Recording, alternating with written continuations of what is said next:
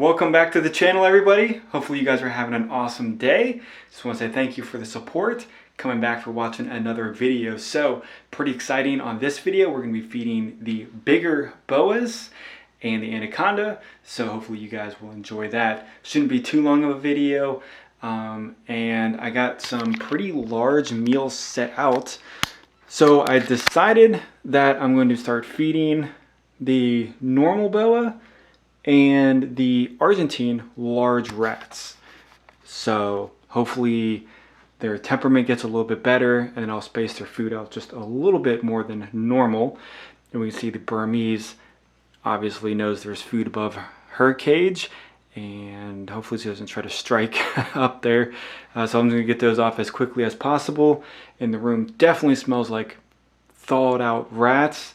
It's about 85 degrees in here, and they've been sitting out here all day, so I have to be really cautious with pretty much all of the snakes in here at this point, because they all know there's food in here and they can get a little crazy by just the smell, which is kind of interesting. So I need to find my tools, and we're just going to go ahead and feed this big one right here. This one's massive, to the common boa, and try to get this in focus without getting, there we go, without myself getting bit, and no issues on that. So obviously the bigger snakes we do have to be more cautious about, I should say, especially her and the Argentine, because the Argentine gets a little crazy around her cage. And I know these plexiglasses are dirty and gross, and I've been meaning to clean them, and then just a bunch of other stuff has been happening. There we go. So I guess we could zoom in just a little bit.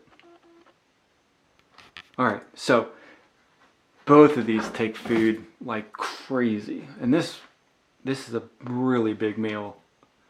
Look how big that rat is. The thing's gigantic. Whoa, whoa, whoa, whoa.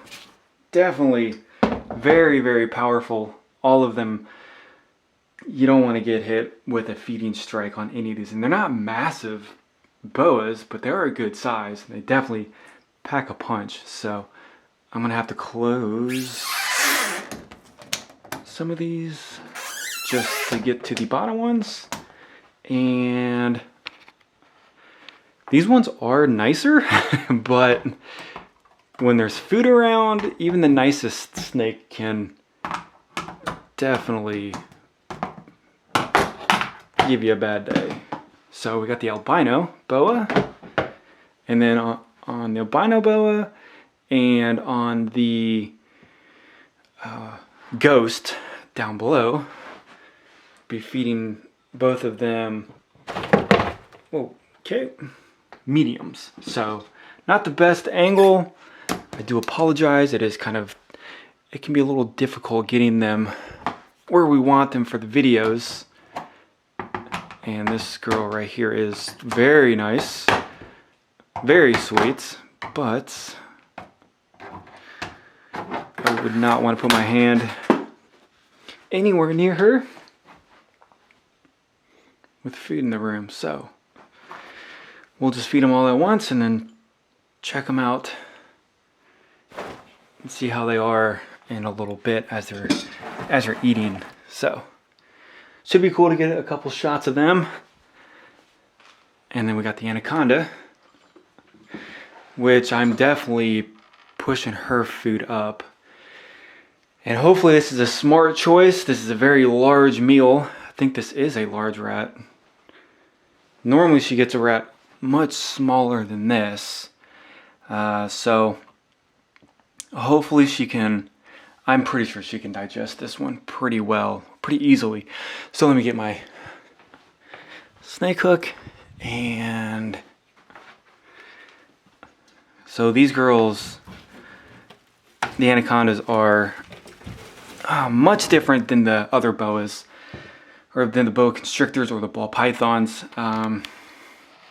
You pretty much have no idea if they're going to strike at you or what angle they're going to strike from, unlike the other ones where you can kind of see how they make a little S pattern or give you some clue that they're going to strike. And these girls are very, very crazy and out of control. So try to lure her out here so we can see what's going on with her. Hopefully this is in focus. Maybe she'll eat out here. There she is. So this girl is gorgeous, and this is a very, oh man, this looks like a really, really too big of a meal for her. We'll see what happens. She'll get it down. I mean, it's as big as her body. There we go. Perfect. So I guess it's not that bad of a size. I always, you know, second guess myself on feeding all of the snakes on what's an appropriate size. You know, I'd rather go a little bit smaller than too large, just for the safety of the animal. And you know, I've heard horror stories about snakes eating too large of meals, and they break their necks trying to swallow it. They gets kinked up in their body. They break their spine. All this stuff. So I just personally try to feed a little bit smaller meals, which has been working out for me pretty well. Since I'm not a breeder, I don't need them up to a certain size at a certain year or anything like that. But she's a very, very docile, beautiful snake.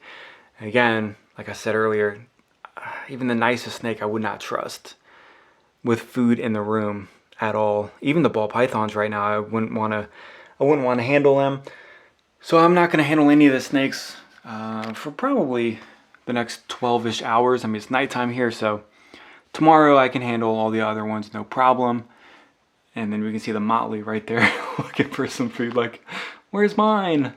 And then the Burmese is still wondering where all those rats went. So yeah, and then I won't be able to hold her for probably 2 to 3 days. I won't be able to mess with her, and I definitely won't be able to mess around with any of them for, you know, probably around the same time frame, just because I don't want any possible regurgitation. So let's just watch some of them eat, and then we'll just end it right there.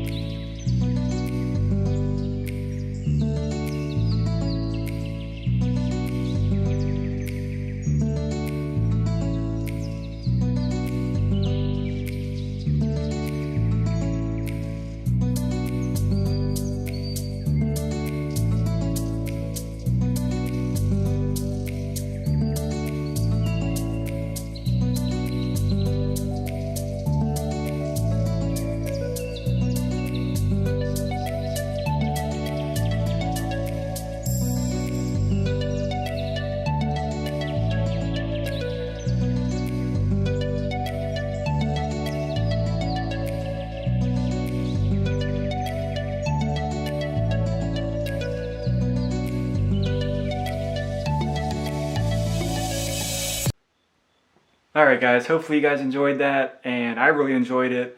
It's really awesome watching any snake eat, but I just love watching the big snakes eat, and especially this girl right here. And that was seriously a pretty massive meal. And so you can see the big lump in her right there. And now I got to get her back into the cage, but hopefully she'll go in there on her own. If not, I'll just kind of coax her in there. So looks like she's going to go in there on her own. The Argentine was awesome to watch as well. And I didn't get the big common or the albino because the albino went behind her water dish. And then the big one was just kind of making a mess. So a couple of days, handle all of them again. And then obviously got to clean the poop. But, you know, I'll just let them relax and hang out, digest, hopefully no regurgitations, and that's it. So again, I really appreciate the support on the channel, and I'll see you guys on the next video.